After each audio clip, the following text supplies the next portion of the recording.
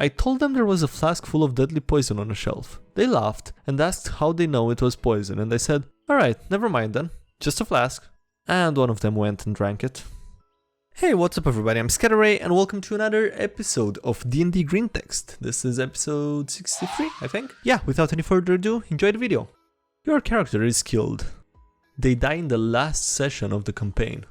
Had this happen in one of my AL games. Had a kid who was playing a cleric but didn't seem interested in it. He would constantly act distant and was sort of blaze about the game in general. I pulled him aside on multiple occasions, asking if something was wrong. He would continuously tell me no and that he was enjoying the game. Feeling that I was just exaggerating the whole thing, I just shrugged it off. A few months go by and the party was at the final battle of the campaign. Before the session, the kid pulled me aside. He ended up telling me that he didn't like his character and wanted to play something else. When I asked him why, he told me that the party fighter, who was his IRL father, was controlling his character's development. He even yelled at him for trying to put in his own creative input. When I asked him why he didn't bring this up, he told me he was afraid of how his father would react. Understanding the situation, I asked the kid if he wanted me to dispose of his character. The kid nodded. I then informed the organizer of what I was going to do and got his permission to kill the kid's character. I pulled the kid aside and told him my plan as to not make it obvious of what was about to happen. Fast forward to the end of the final battle. The big bad evil guy was on his knees pleading for his life. I tell the party to decide on his fate. When the party is debating, I tell them that suddenly the big bad evil guy unsheathed his daggers and lunged towards the fighter. The kid then said he wanted to push the fighter out of the way. I had him roll an athletics check. Wasn't necessary, it was just for a show. He rolled a 12. I told him that he was successful in pushing the fighter out of the way, but he wasn't successful in dodging the attack. I told him that it was an instant kill. Enraged, the fighter killed the big bad evil guy. The kid came back to the next session with a new character of his own design and was happy to be playing it. Aww, I can't believe that ended so nicely. I was not expecting such a happy ending from that story. I'm playing a female character. The DM had an NPC hit on me. I made it clear that my character was not interested on multiple occasions. I missed a session and was told my character slept with that NPC and will have to make a check to see if she is pregnant. I'm furious. Hashtag DnD. That's kinda fucked up. I asked if he was serious and he said yes. I told him that it was wrong to do that to someone's character. He said something about alcohol being involved and left. I'm planning to quit the campaign. What would you do? I would also like to ask what would you do. So I'm pretty sure that's not a campaign I would want to be in. I don't know, I mean, that seems like a top DM. I don't want to say too much because maybe there's variables involved that the story doesn't tell. But yeah, I don't know. Would you stay in that game? Would you leave it as well? Run campaign for adult friends. They make joke characters, murder and derail everything. Have to tell them multiple times that no, they cannot rape the Lord's daughter. Run campaign for 15-year-old nephew and his friends. They are mature, roleplay well, ask insightful questions, and carefully plan every move. Have the moral compass of Judge Dredd. Look, there are only two ways of getting inside the Drow City. We could do this the hard way, force our way in through the guards, and have half of us be dead before we see the inside of that wall. Or, we do this the smart way, and you put on a black face, get in that dress, and march us inside in chains. We'll fix the hair and eyes with prestidigitation. You won't hear a word about this from us afterwards.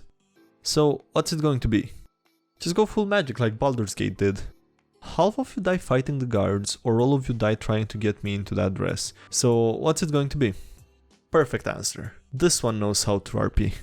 In Paranoia, with my troubleshooters, people who find trouble and shoot it. Friends, aka midshields, that will take the blame for my creative interpretation of my friend's computer's wise laws. We were on the final stretch of our glorious mission to hunt down a cell of traitor commie mutants. Their hideous base was at the end of a corridor and there was a double door in said corridor. I want to open the doors. I throw 2 dices. One fail, one crit success.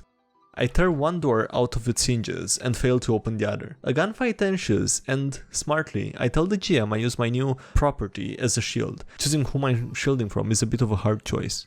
So, combat ensues and one of our guys has a cone rifle, which is, well, some sort of futuristic rocket launcher with various kinds of ammunition. One of the things is that bureaucracy is, well, bureaucracy, so we got a crate of ammo for it, but the ammo was not labeled at all. It means for each shot, the GM throws a dice to find out what rocket the guy shot in the narrow corridor. Dumb solid ammo, napalm, high explosive, It goes on and on while I'm getting cozy between my two doors.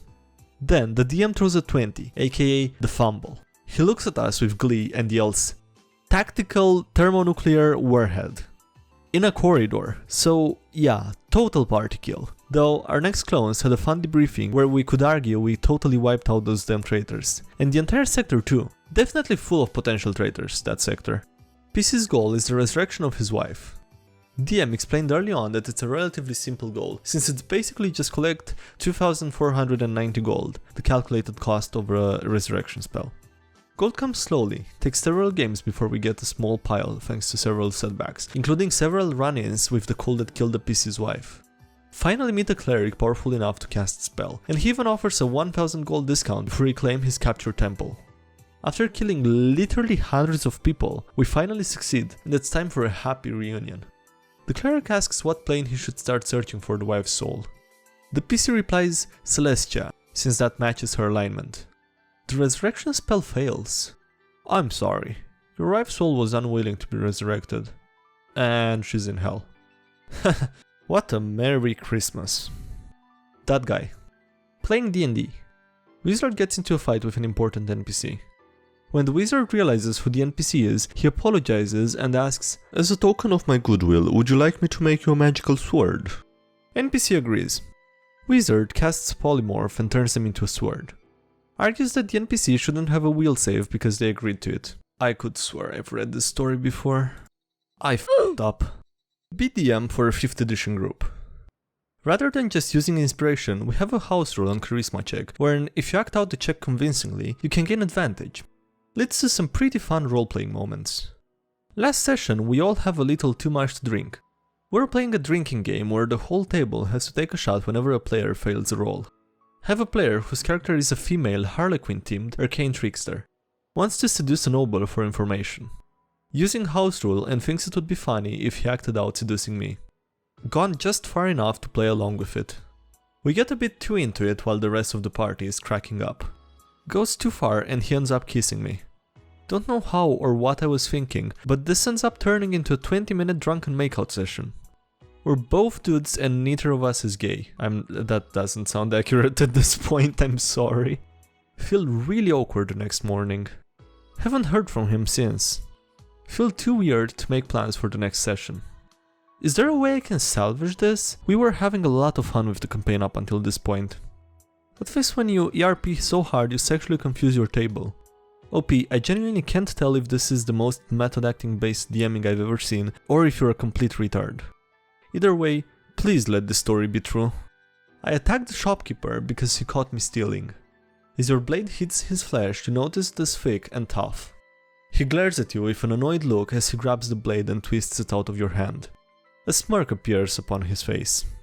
Shopkeep. I have to commend you on your boldness. Not many have the stones to steal from me, let alone attack me in my own shop. He begins walking towards a rack of blades. Tell me, do you know how I came in possession of this place? He turns his head to look you in the eye.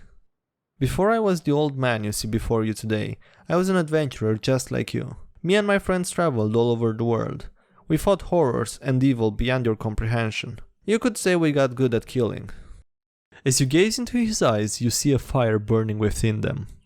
Unfortunately, as the years gathered, my friends began to dwindle, each falling to some hideous monstrosity. I knew I wouldn't survive that life, so I left it behind and opened the shop. He turns his gaze from you back to the rack of blades. I stocked this place with every item I acquired during my time. Hell, I've used every single one of these blades. He runs his hand across the hilts of every one of the rack blades. I've killed hundreds, maybe even thousands with them, but only one of this I saved for the most worthy of foes. His hand wraps around the hilt of a demonic-looking longsword. This one, to be precise. He lifts the sword from the rack and turns to face you. I feel it should be necessary for a bold one such as yourself. The sword then ignites into a blinding hellfire. You should feel lucky, only one person has felt the sting of this blade. From the heavens, you hear a booming voice. Roll initiative. How would you roleplay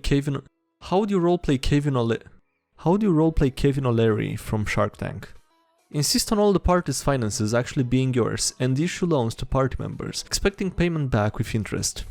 Demand controlling stock and party's decisions, where your vote counts for 2 or 3.